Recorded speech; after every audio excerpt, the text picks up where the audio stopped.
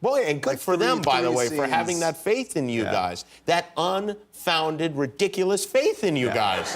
You can almost call it foolish faith. That unfounded, ridiculous faith in you guys. Call it foolish faith. Relationship with his father. You know, Sam's older brother was not a bad person and died really quite bravely, standing by his father's side. You know, Sam's older brother.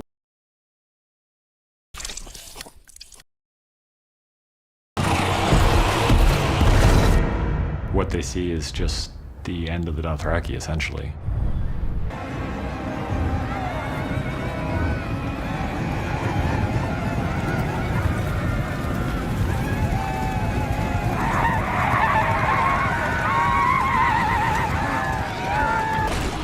We knew this episode was going to be almost entirely battle, and that can get really boring really quickly. You can watch it for a certain number of minutes before the effect starts to dampen. So it begins.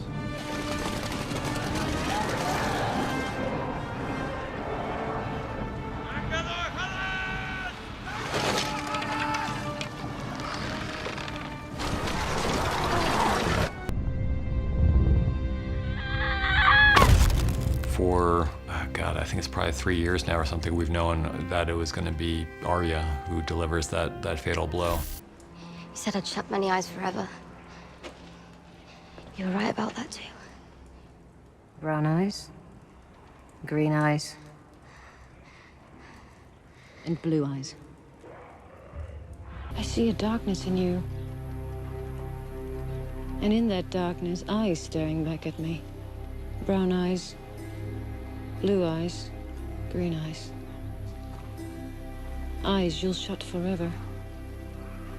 We hope to kind of avoid the expected, and Jon Snow has always been the hero, the one who's been the savior, but it just didn't seem right to us for this moment. Do you think your brother's war is more important than ours?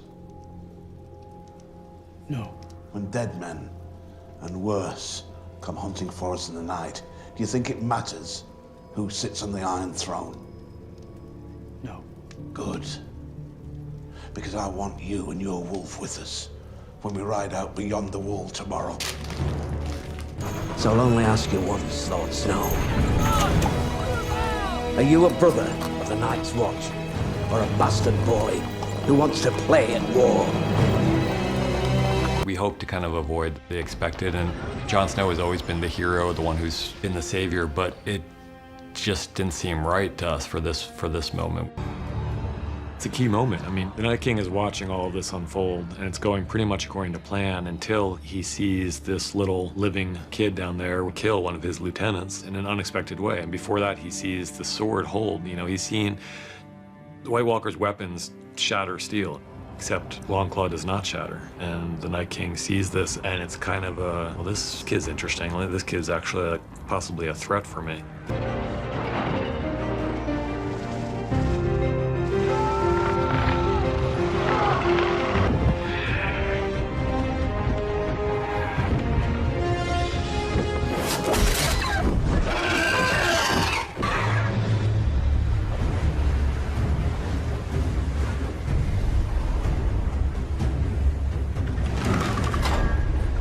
While Dany kind of forgot about the Iron Fleet and Euron's forces, they certainly haven't forgotten about her, and they're just waiting for her to come back.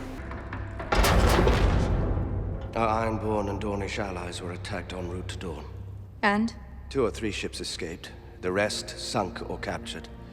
Ilaria and the Sand Snakes dead or captured. The Greyjoys dead or captured. We need to find Euron Greyjoy's fleet and sink it. Your Grace, he's already destroyed a good portion of our fleet. To send our remaining ships after him. I'm not talking about sending our ships after him. Would you have to go yourself? Euron's ships could be anywhere, or in more than one place. She never had any intention of sending her army north. She has Euron Greyjoy's fleet and 20,000 fresh troops. The Golden Company from Essos, bought and paid for. And the Golden Company has arrived in King's Landing, courtesy of the Greyjoy fleet. The balance has grown distressingly even.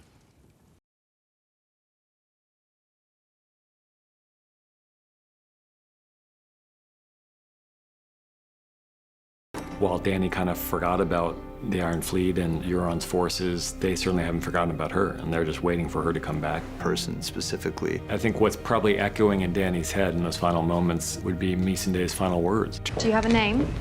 This one's name is Missandei, Your Grace. It's Missandei. It's Missandei. It's Missandei. Moments would be Missandei's. Missandei. Cersei hadn't executed Missandei. This one's name is Missandei. He's been becoming a Targaryen ever since the end of season 1. She's not her father, and she's not insane, and she's not a sadist, but there's a Targaryen ruthlessness that comes with even the good Targaryens. Survival. And the only way to survive is to defeat her enemy. She'll do whatever she has to do to win. She'll blow up the Sept if that will allow her to win, even though it means killing hundreds and hundreds, probably thousands of innocent people. She's capable of anything. Unlike Dany, who's constrained a little bit by her morality and her fear of hurting innocents. People have underestimated Dany's strength many times before, and no one's really done very well underestimating her strength. Unlike then, she's extremely powerful, and unlike then, she's filled with a rage that's aimed at one person specifically.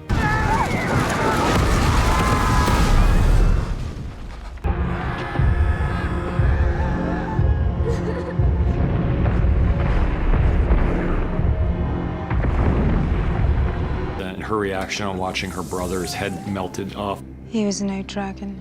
And he was a terrible brother, you know, so I don't think anyone out there was crying when Viserys died, but there is something kind of chilling about the way that Dany has responded to the death of her enemies. You're no son of mine. I am your son. I have always been your son.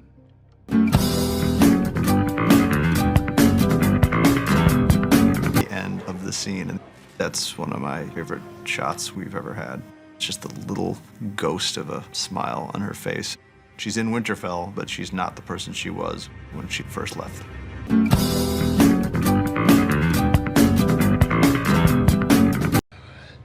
My name is Arya Stark. I want you to know that. The last thing you're ever going to see is a Stark smiling down at you as you die.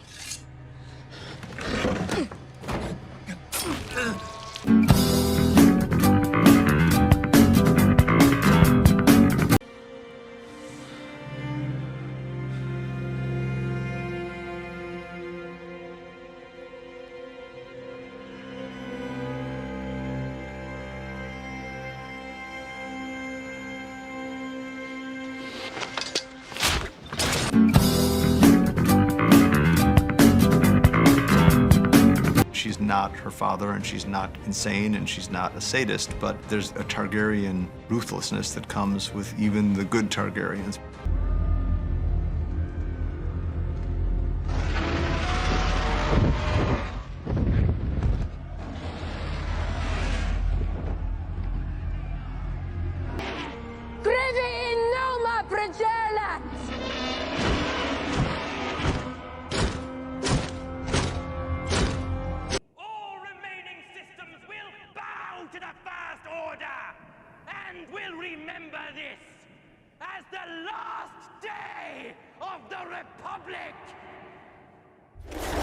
There's a Targaryen ruthlessness that comes with even the good Targaryens. The good Targaryens. The good Targaryens.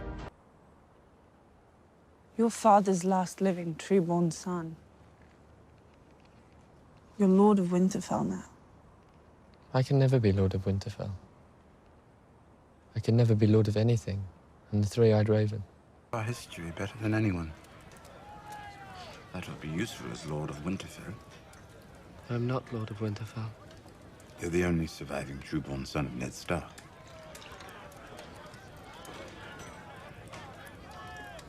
You don't want it. I don't really want anymore. I know you don't want it. I know you don't care about power. But I ask you now, if we choose you, will you wear the crown? Will you lead the Seven Kingdoms to the best of your abilities from this day until your last day?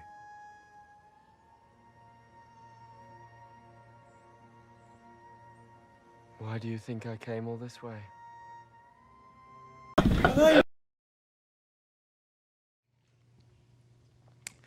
it's one of the drawbacks of the whole internet culture and this world that you guys have created, that something that previously maybe one reader in 1,000 would have guessed, but you still had the other 999 who would have no inkling until you reveal it in a book. Now that one person in 1,000 puts it on an internet message board and everybody sees it and they say, oh yeah, that's right. Now I see the clues, I got it. And pretty soon half the readership, or at least the internet savvy portion of your readership, knows it. But what do you do then? Do you change it and come up with something goofy and outlandish that you haven't done the foreshadowing for, that you haven't laid the foundation for, just in order to surprise people? I mean, sure, I could have like aliens come down, and that would certainly surprise the hell out of everybody. No one is predicting that, but it would ruin the series. So basically, you can't let yourself be influenced by this stuff, and I try not to. Great.